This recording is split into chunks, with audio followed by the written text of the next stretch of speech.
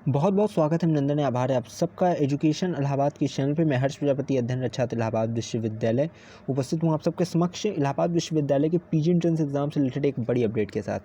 पूरी वीडियो को देखिएगा, स्किप मत करिएगा। देखिए, इस वीडियो में आपको महत्वपूर्ण जानकारी मिलने वाली है।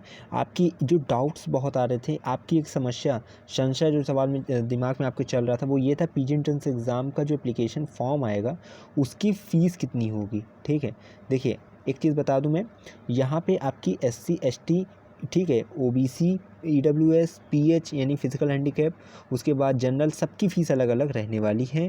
तो सबकी फ़ीस कितनी रहने वाली है वो पूरी वीडियो को देखेंगे तो आपको पता चलेगा। स्किप करेंगे तो फिर यही चीज़ें, आपके डाउट्स क्लियर नहीं हो पाएंगे।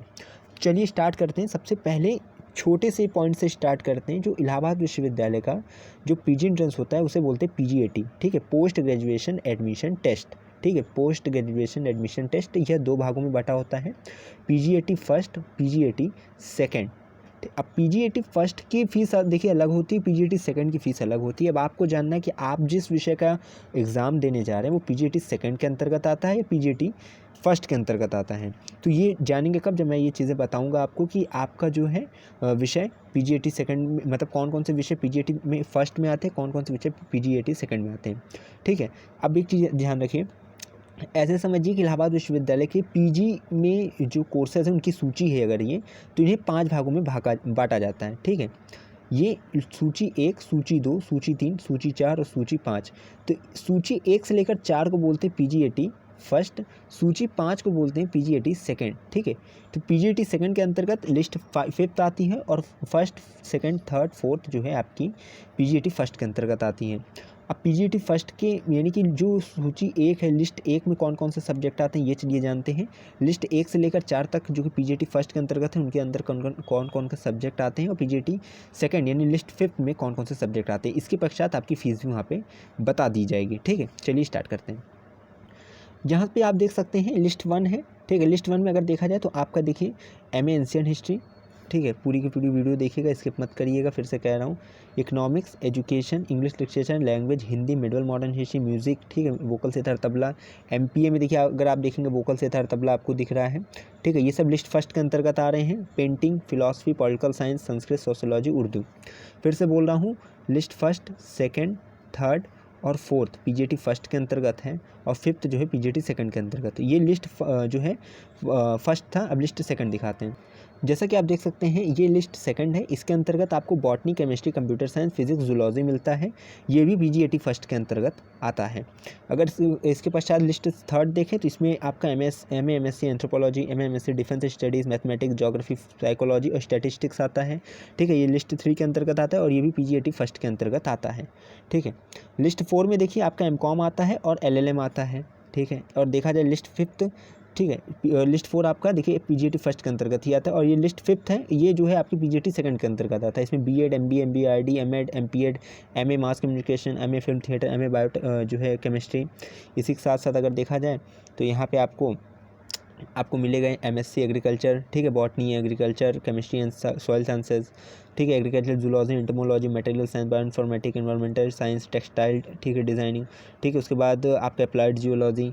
इसके साथ ही साथ आप थोड़ा देखेंगे नीचे तो आपको वुमेन स्टडीज़, और उसके बाद food and nutrition development studies, earth system sciences, painting, ठीक है, MFA यानी बायोटेक्नोलॉजी, उसके बाद मटेरियल साइंस एंड टेक्नोलॉजी। तो ये लिस्ट 5th में आते हैं। आपने अब आपका जो सब्जेक्ट होगा आपने देख लिया होगा कि किस सब जो है लिस्ट में है, और लिस्ट 1 में है, 2 में है, 3 में है, 4 में है कि 5th में है। अब चलिए आगे बताते हैं कि आपकी फ़ीस कितनी है।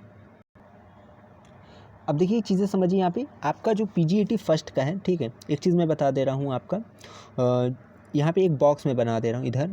ठीक है, इधर आपका देखिए मैं बता दे रहा हूँ जनरल का, EWS का और OBC का फ़ीस बताऊँगा। ठीक है, PGAT फर्स्ट का और PGAT सेकंड का, और यहाँ बताऊँगा SC ST और PH यानी फिजिकल हैंडीकैप का, first PGAT first, PGAT second का।